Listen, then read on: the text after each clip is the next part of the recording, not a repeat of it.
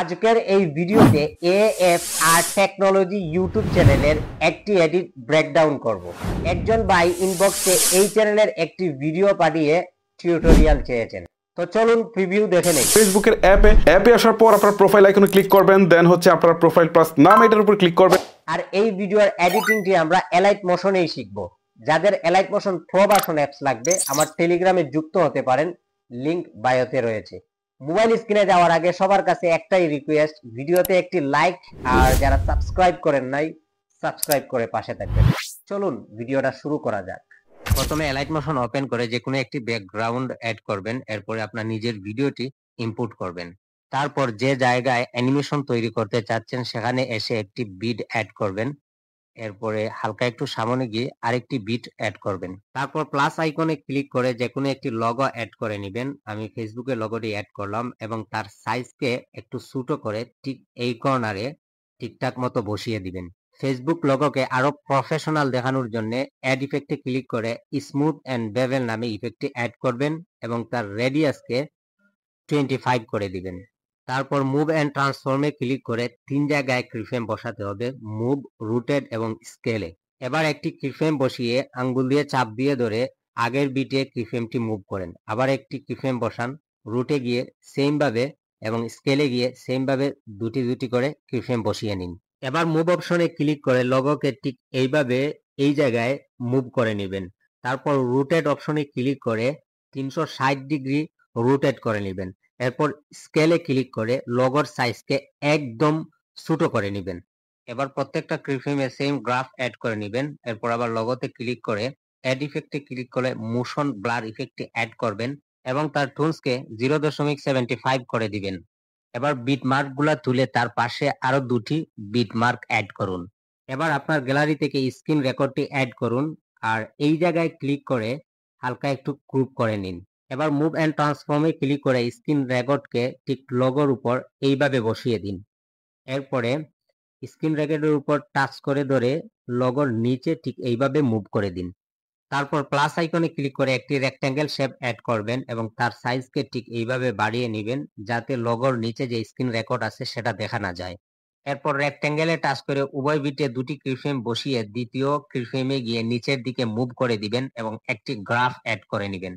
এরপর rectangle shape select করে screen রেকর্ডকে সিলেক্ট করে এই কর্নারে ক্লিক করে গ্রুপ মাস্ক করে নেবেন যাতে লগোর নিচে স্ক্রিন রেকর্ড দেখা না যায়।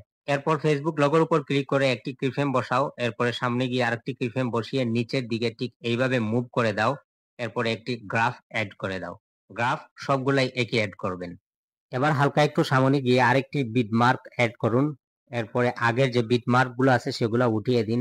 এরপরে আরো একটু সামনে গিয়ে আরেকটি বিট মার্ক অ্যাড করে নিন। এরপর প্লাস আইকনে ক্লিক করে একটি রেক্ট্যাঙ্গেল শেপ অ্যাড করে নেবেন এবং সারা ভিডিওতে ঠিক এইভাবে অ্যাডজাস্ট করে দিবেন। এরপর এডিট শেপে ক্লিক করে ঠিক আমার মতো একটি কিফ্রেম বসাবেন। এরপর দ্বিতীয় বিট মার্কে গিয়ে আরেকটি কিফ্রেম বসিয়ে তার সাইজকে ঠিক এইভাবে কমিয়ে দিবেন, আমি যেভাবে করে দিচ্ছি।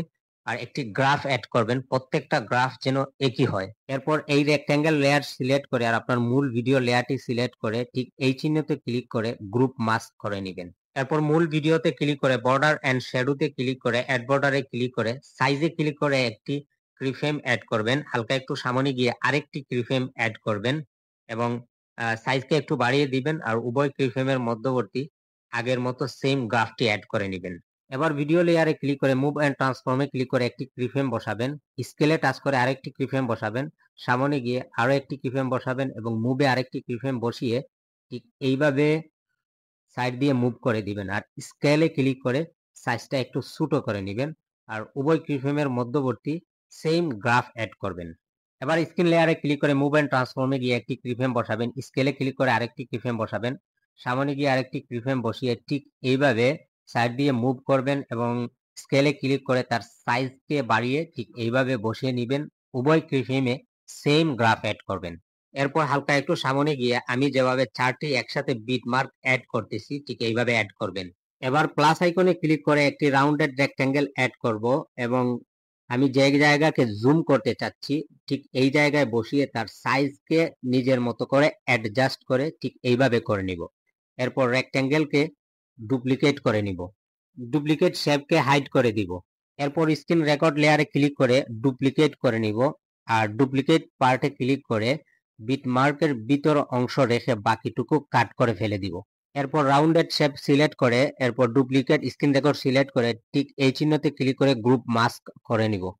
এরপর হাইড শেপে ক্লিক করে আনহাইড করে দিব। এরপর কালারে ক্লিক করে ইয়েলো কালার সিলেক্ট করে নিব। তারপর ব্লেন্ডিং এন্ড অপাসিটিতে ক্লিক করে ডার্কেনে ক্লিক করে ডার্কেন মুড সিলেক্ট করে নিব। এরপরে একটি কিফ্রেম বসাবো, এরপর আঙ্গুল দিয়ে চাপ দিয়ে কিফ্রেমকে পরবর্তী বিটে মুভ করে দিব। এরপরে অপাসিটিকে একদম 0 করে দিব। ঠিক আরেকটু সামনে যাব, এই কিফ্রেমে আসব, এরপরে আরেকটি কিফ্রেম বসাবো, তারপর সেই বিটে গিয়ে আবার অপাসিটিকে 100% 0 করে দিব। এবার এই লেয়ারটি মার্ক করে শেপটি মার্ক করে ঠিক এখানে ক্লিক করে গ্রুপ করে নিব।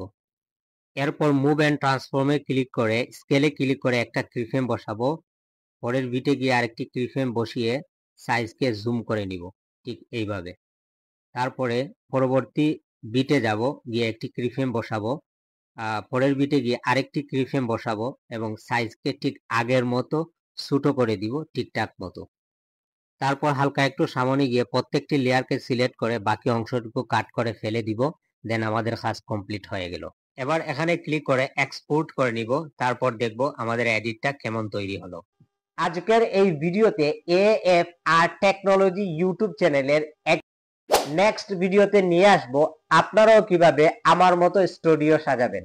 সো সাবস্ক্রাইব করতে ভুলবেন না। দেখা হবে পরবর্তী ভিডিওতে। আল্লাহ হাফেজ।